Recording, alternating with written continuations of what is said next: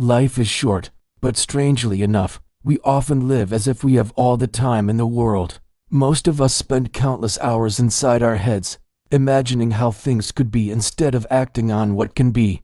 We picture ourselves successful, confident, admired, and fulfilled, yet when reality sets in, nothing has changed. The daydream gave us a sweet escape, but it didn't move us one step closer to the life we long for. We've all done it. You lie in bed imagining the business you'll start, the book you'll write, the fit and strong version of yourself you'll become.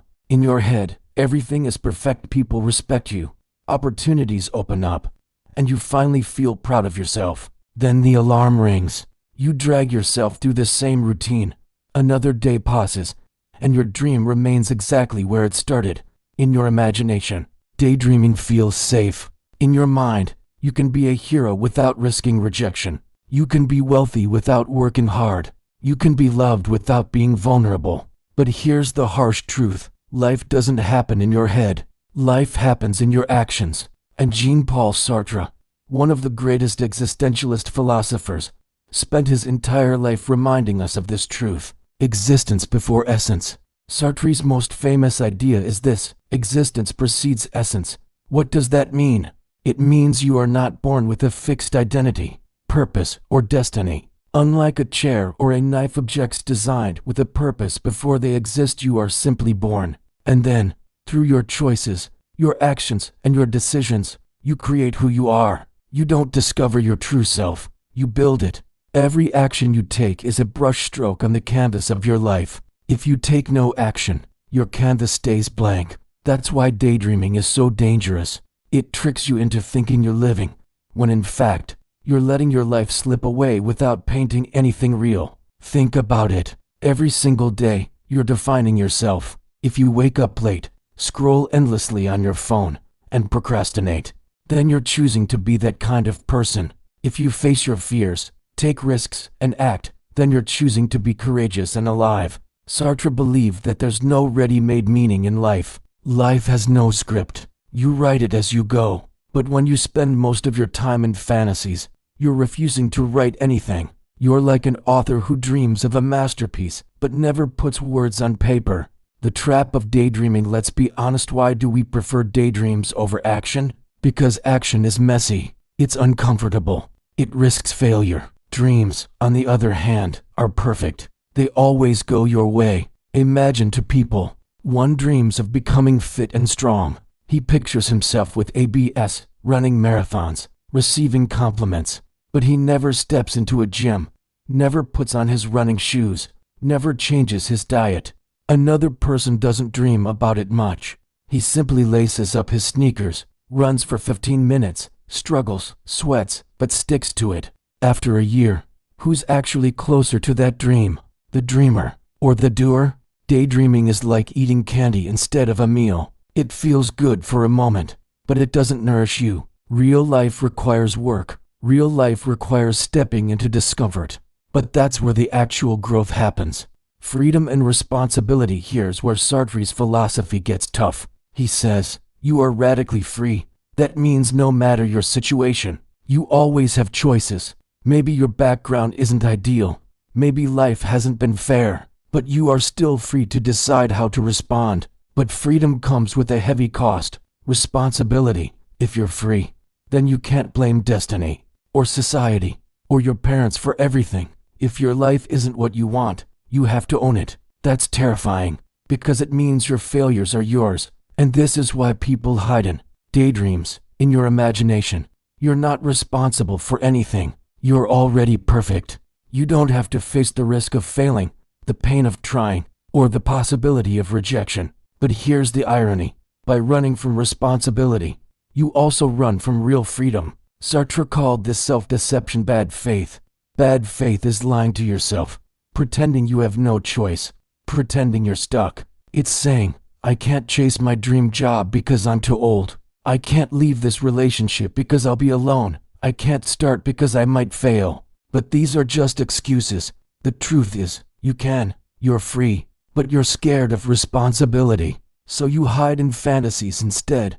A relatable story. Let's make this real. Imagine someone named Sarah always wanted to be a writer. Since her teenage years, she pictured herself sitting in a cozy cafe, typing her novel while fans eagerly wait for her next book. She daydreamed about book tours, interviews, and her name on bestseller lists.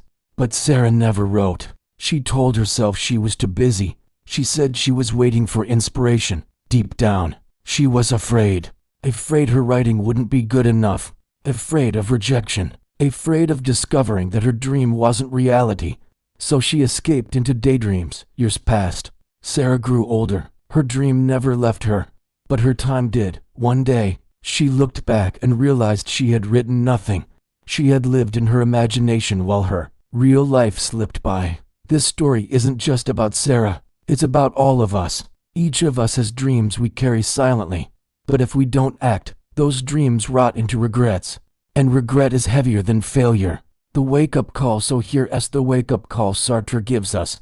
Stop rehearsing in your head and start living in the world. Life is happening right now. This very moment is your existence. You don't have to know everything. You don't have to be perfect. You just have to act. Write one page. Take one walk. Apply for one job. Start one conversation. Life is not built in dreams. It's built in steps. Sartre reminds us, man is nothing else but what he makes of himself. If you make nothing, you become nothing. But if you create, act, and take responsibility, you become someone real, someone authentic. Closing of part 1. Daydreaming is easy. Living is hard. But living is the only thing that matters. Dreams can inspire you, but only action will transform you. So ask yourself honestly, are you alive only in your imagination? Or are you alive in reality? Are you painting your canvas with actions? Or are you leaving it blank, waiting for some perfect moment that will never come? Sartre's challenge is clear. Stop hiding in your mind. Step into existence. Stop daydreaming. Start living. What is bad faith? Bad faith, in Sartre's philosophy, means lying to yourself. It's when you pretend you're not free, when you convince yourself you have no choice, when you shrink your world into excuses because freedom feels too heavy. Think about it. Freedom sounds wonderful at first. You can do anything. You can be anyone. But look closer, and you see the terrifying side of freedom. If you can do anything, then you are also responsible for everything you don't do. If you are free, then your failures are yours. You can't blame destiny. You can't blame society forever. You can't blame luck. You are the author of your life, whether you write or not. That weight, this crushing responsibility, is what Sartre calls anguish. And to escape that anguish, many of us hide in bad faith. Excuses we tell ourselves. Bad faith shows up in the everyday excuses people use. I can't quit my job. I'm trapped. I can't follow my passion. It's too late for me. I can't change my habits. That's just who I am. I can't take risks because I might fail. Do these sound familiar? Maybe you've said them yourself, but Sartre would tell you, none of these are absolute truths. They are stories you tell yourself to avoid the terrifying reality of your freedom. Because here's the truth. You can quit, you can change, you can take risks. It might be hard. It might be painful. It might have consequences. But the possibility is always there. Bad faith is when you hide from that possibility and pretend you are a prisoner. But you're not. You're free. And freedom is not comfortable. Freedom is responsibility. The anguish of freedom. Sartre describes something called the anguish of freedom. It's the dizzying feeling you get when you realize that your life is in your hands. Imagine standing at the edge of a tall cliff. You look down and suddenly feel dizzy, not because you're afraid of falling, but because you realize you could jump. The freedom to act terrifies you. That's how life feels once you truly grasp freedom. You realize you can choose to end relationships, change careers, move countries, reinvent yourself completely. Nothing is holding you back except you. That dizzying awareness of endless possibilities is freedom. And with it comes anguish to escape. That anguish. Many people run back to daydreams. It's easier to imagine being a writer than to sit down and face a blank page. It's easier to fantasize about success than to risk failing in reality. It's easier to dream of love than to actually risk rejection. Daydreams become a shield against anguish. But the shield is also a prison, because while it protects you from the pain of risk, It also locks you away from the joy of life. The cost of living in bad faith. The biggest tragedy of living in bad faith is regret. When you live pretending you have no choice, you waste your freedom. You waste your one chance at existence. Picture an old man looking back at his life. He says, "I always wanted to travel, but I never had the time." Or, "I wanted to start my own business, but it just wasn't practical." Or, "I dreamed of becoming an artist, but life got in the way." On the surface, these sound like reasonable explanations, but deep down, they are excuses. He had choices, but he refused to take them. He lived in bad faith. Now, at the end of his life, the daydreams that once gave him comfort have transformed into regrets that haunt him. And regret, Sartre would argue, is worse than failure. At least failure means you tried. Regret means you never lived at all. A modern example, social media daydreaming. Let's bring this closer to our world today. Imagine a young man who spends hours scrolling through Instagram. He follows fitness models, entrepreneurs, travelers, and influencers. Every time he sees their posts, he imagines himself living that kind of life. He pictures himself traveling, being admired, being successful. But instead of using that inspiration as fuel for action, he just keeps scrolling, day after day. He lives in digital fantasies. On the surface, it feels like he's part of that glamorous world, but in reality, he's stuck in the same routine, eating junk food, working a job he hates, feeling insecure about his future. This is modern bad faith. Social media has become the perfect tool for daydreaming without living. You can live 100 alternate lives on your screen without ever living one real life. The courage to act. So, what's the way out? Sartre would say, courage. Courage doesn't mean not being afraid. It means acting even though you are afraid. It means facing the anguish of freedom head on.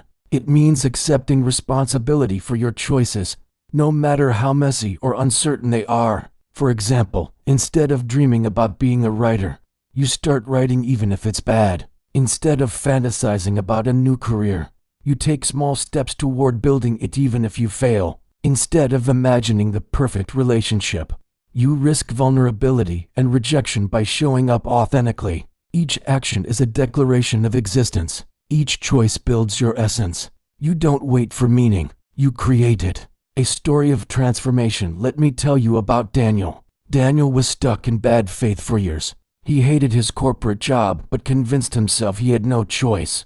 He dreamed of becoming a photographer, but he always said, "It's too risky.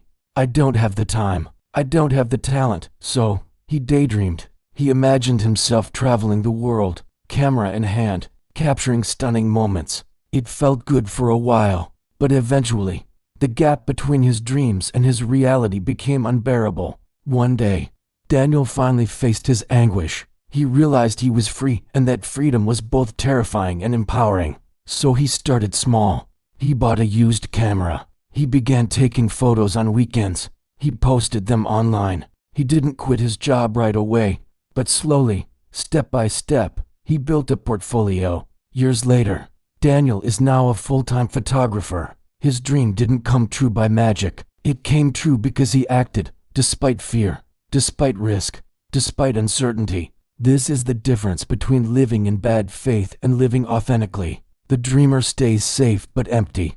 The doer risks failure but finds life. From dream to regret, or dream to reality. Here's the big question. What will your dreams become? Regret or reality? Sartre warns us that the worst thing we can do is to waste our freedom by hiding in excuses. Bad faith is easy. Responsibility is hard. But only responsibility leads to a life worth living. When you catch yourself daydreaming about who you could be, pause and ask, am I using this dream as fuel for action, or as an escape from it? If it's just an escape, you're living in bad faith. And bad faith may keep you safe, but it will also keep you small. From dream to action, a dream without action is just an escape. But when you take even the smallest step, that dream transforms into reality. Imagine someone who always says, "One day, I'll write a book." That one day will never come unless today becomes day one. Instead of fantasizing about bestseller lists, the practical step is, write one page. Just one. Sartre would remind us, action defines us. You ray not a writer because you dream about it. You ray a writer the moment you sit down and write. You ray not an adventurer because you want to travel. You ray an adventurer when you buy the ticket and step onto the road. Daydreams feel infinite, but life is finite. The only way to honor your freedom is to translate thought into movement. 2. The courage to fail. One of the main reasons people get stuck in daydreams is fear of failure. We imagine perfect lives in our heads, but reality is messy, and failure feels humiliating. But Sartre flips the script. Failure is not the opposite of living. Failure is living. The only true failure is never trying. Think about a musician. She dreams of performing on stage but fears rejection. She imagines applause in her head, and it feels amazing. But until she risks performing in front of people, she's not alive, she's only dreaming. If she sings and fails, she will feel pain, yes, but she will also feel growth, and in that growth lies authenticity. Sartre's philosophy says, don't run from freedom, even if it means falling. Embrace the fall, because the fall is proof you are alive. Free. Stop saying I can't. Most of us live chained by two little words. I can't. I can't leave this relationship. I can't change careers. I can't express my feelings. I can't follow my passion. But if you look deeper, what we really mean is, I won't, I can't is bad faith that makes us believe we are powerless. But the truth is, we are free. We always have choices. Some choices are harder than others, but they exist. You can leave that relationship, it will be painful, but you can. You can change careers, it will be risky, but you can. You can speak your truth, it may upset others, but you can. When you switch from I can't to I won't, you reclaim your power. You admit that the choice is yours, and with that, you take back your freedom. 4. Living authentically. Sartre's ultimate message is about authenticity, living in alignment with your freedom and responsibility. To live authentically means you stop hiding behind excuses. You stop waiting for destiny to decide for you. You accept that your life is yours to shape. An authentic person is not perfect. They don't have all the answers, but they are honest with themselves. They know they are free, and they act from that truth. 5. Practical steps to break the daydream cycle. Now let's make this even more practical. How do you stop daydreaming and start living? Here are some steps. A. Catch yourself in daydreams the next time you're fantasizing, whether about success, love, or escape. Pause and ask, am I using this dream as inspiration or as avoidance? If it's avoidance, shift your focus to a real-world action. B. Take the smallest step possible. Grand plans are overwhelming. Instead, take one small step today. Write a paragraph. Apply for one opportunity. Have one honest conversation. Each step breaks the illusion and grounds you in reality. C. Embrace discomfort. Daydreams are comfortable. Reality is uncomfortable. But discomfort is where life happens. Lean into it. Whether it's fear of rejection, fear of failure, or fear of change, face it head on. D. Replace someday with today. Every time you say someday, replace it with a date. Instead of, someday I'll travel, say next summer, I will travel to this place. Instead of someday I'll start a business, say tomorrow I'll research my first step. E. Take ownership. Stop blaming circumstances. Yes, the world is unfair. Yes, life is hard. But Sartre reminds us, even in the harshest conditions, we are free to choose our attitude and actions. Responsibility is your power. 6. Real-life story. Maria's leap. Maria was a school teacher who secretly dreamed of painting. For years, she sketched in notebooks and imagined herself as an artist. But every time she thought of pursuing it seriously, fear stopped her. I can't. I'm too old. I'm not good enough. One day, she read Sartre and realized she was lying to herself. She wasn't trapped. She was free, and she was wasting her freedom by living in bad faith. So she made a choice. She started painting one canvas a week. At first, her work wasn't great. She doubted herself constantly, but she kept going. Eventually, she exhibited her art in a small gallery. Today, Maria may not be world famous, but she is alive. She is authentic. Her story teaches us this. The goal isn't to become perfect, it has to become real. 7. Sartre's final challenge. Sartre's philosophy leaves us with a challenge. He says, man is nothing else but what he makes of himself. This means, you are not your past. You are not your excuses. You are not your daydreams. You are what you choose, here and now. So the question is, what will you make of yourself? Will you live in fantasy or will you step into the messy, raw, beautiful reality of existence? 8. Closing message. Daydreaming is easy. Living is hard. Daydreaming feels safe. Living feels risky. But only living gives you meaning. You don't need a perfect plan.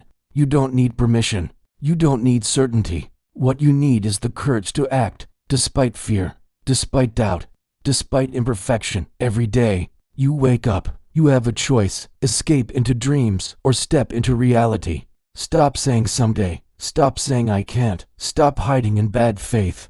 Sartre reminds us, you are free, and that freedom is both a burden and a gift. Don't waste it.